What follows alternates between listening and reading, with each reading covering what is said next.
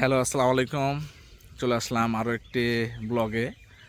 সেটা হচ্ছে যে আজকে আমরা দেখব যে কিভাবে খেজুর বাগান থেকে শীতের অন্যতম একটা খাবার মানে খেজুরের রস সংগ্রহ করে।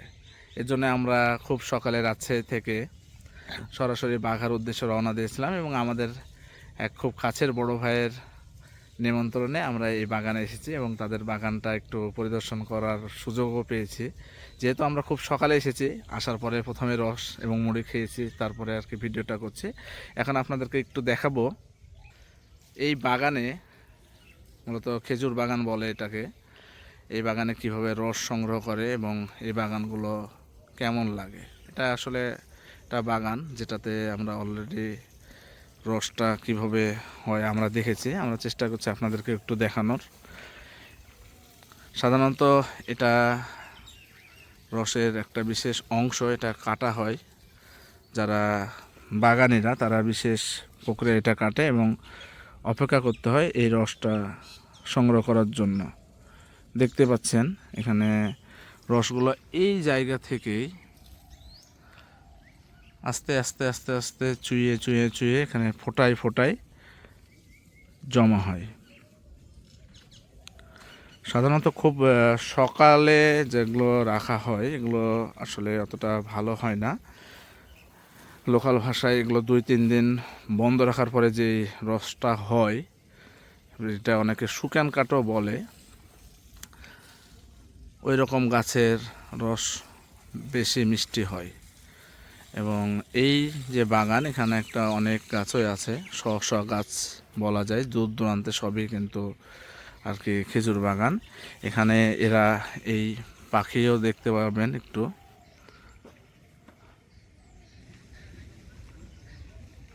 মানে এটা উন্মুক্ত, সবাই কম বেশি খায় নিজ দায়িত্বে, কোনো অসুবিধা নাই।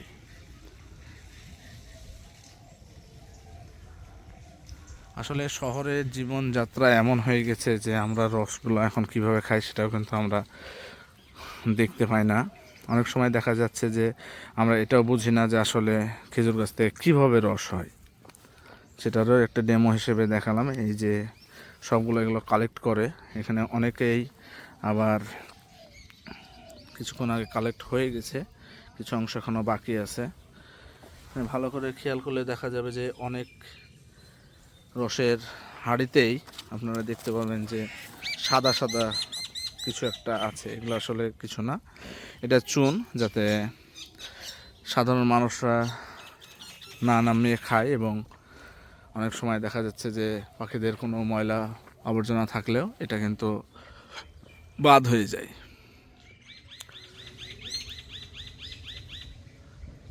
খুব সুন্দর একটা পরিবেশ, দেখুন কিভাবে এটা খাচ্ছে। মানে রস কেন দেরিতে আসছে সেরকম বিষয়ে তারা হয়তো বা বিরক্ত, তাই একটু দ্রুত খাওয়ার চেষ্টা করছে।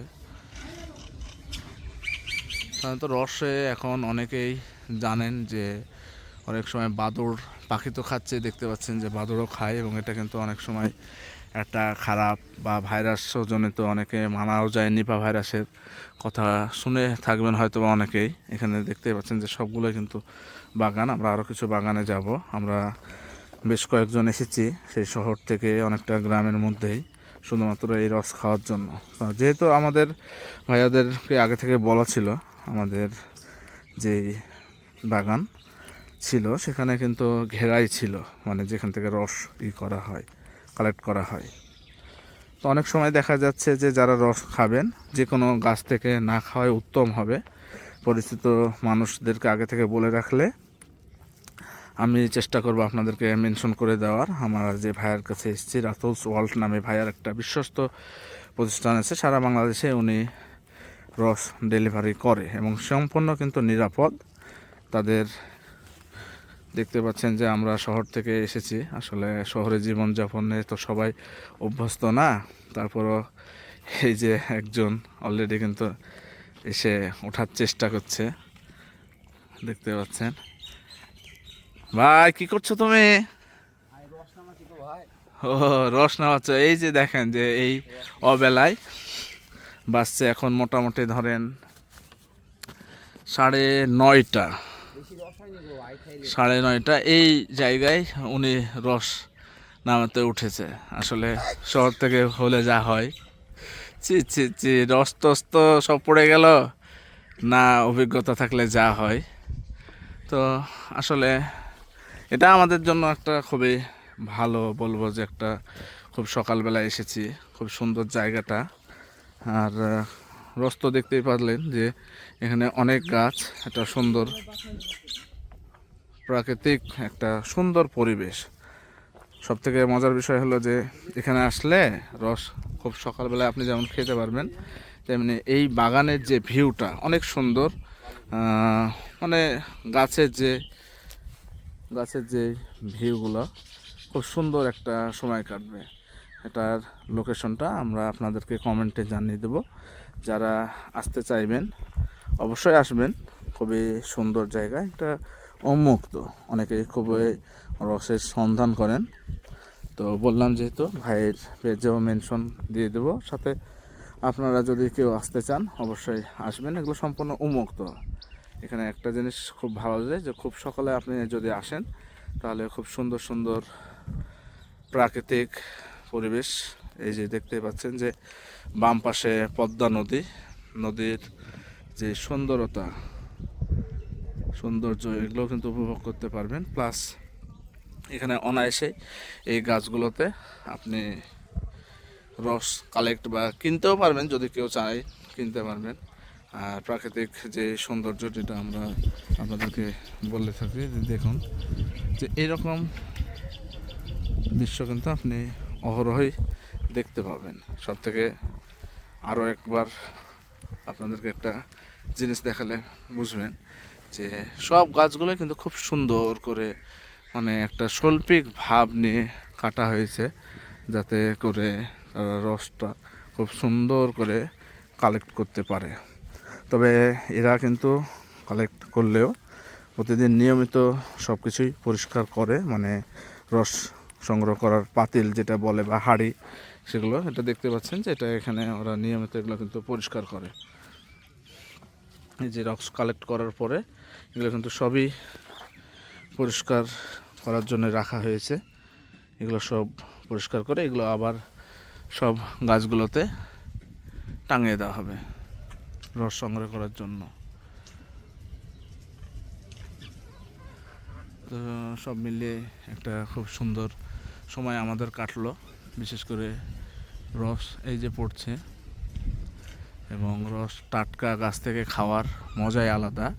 কারণ হয়তো বা অনেকেই জানেন না যে এই খেজুরের রস সাধারণত আলো হয়ে গেলে এই রসটা কিন্তু ফার্মেন্টেশন প্রক্রিয়ার মাধ্যমে মানে নষ্ট হতে থাকে। তার জন্যে যারা রস খাবেন বা যারা খেতে চান, বিশেষ করে এই শীত মৌসুমে খুব সকালেই চলে আসবেন। কারণ এই সকালবেলায় না আসলে এই রসের কোনো মূল্য থাকে না। যেগুলো দেখছেন যে অলরেডি টাঙানো আছে এখনও, এই রসগুলো কিন্তু অলরেডি মানে বলা যায় যে অনেকটা খাওয়ার অনুপযুক্তই হয়ে যাবে।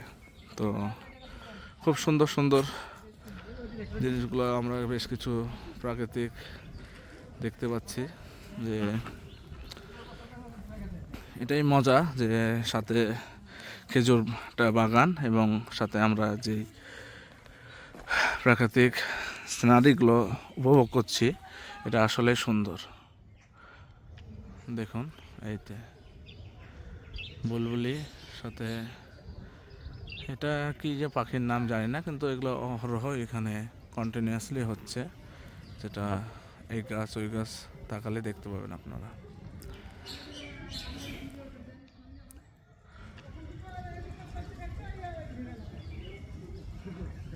তো এই হচ্ছে গাছের বা খেজুরের রসের একটা সংক্ষিপ্ত ব্লগ। আশা করি আপনাদের ভালো লাগবে। বিশেষ করে শহরের জীবন থেকে এক মুহূর্তের জন্য হলেও আপনারা কিন্তু এই খেজুর রসের টাটকা সন্ধান যেটা সরাসরি হয়, সেটার এই ফিলটা পাবেন। আমরা আরও একবার একটু দেখে নিই। এই যে রস ফোটায় ফোটায় রস হয়ে জমা হচ্ছে, এভাবেই এখানে সব চারিদিকে খেজুরের যে বাগান, সেগুলো সবই কিন্তু এখানে আছে। তো খুব ভালো লাগলো আমাদের আজকে সকালের এই জার্নিটা ছিল খুবই সুন্দর। খুব সকাল যেহেতু ছিল তার জন্য আমরা শীতের প্রিপারেশন নিয়ে এসেছিলাম। আজকের মতো এইভাবেই বিদায় নিচ্ছি। আমরা আরও কিছুক্ষণ হয়তো বা থাকবো। আসলে প্রাকৃতিক যেই সৌন্দর্যটা উপভোগ করার মায়া সহজে ত্যাগ করা যায় না। তো সে পর্যন্ত আবার নতুন কোনো ব্লগে আপনাদেরকে দেখাবো। সে পর্যন্ত সবাই ভালো থাকবেন, সুস্থ থাকবেন এবং অবশ্যই ভ্রমণের সাথে থাকবেন। ভালো থাকুন। আল্লাহ হাফেজ। দেখা হবে খুব শীঘ্রই নতুন কোনো ব্লগে নতুন কিছু নিয়ে।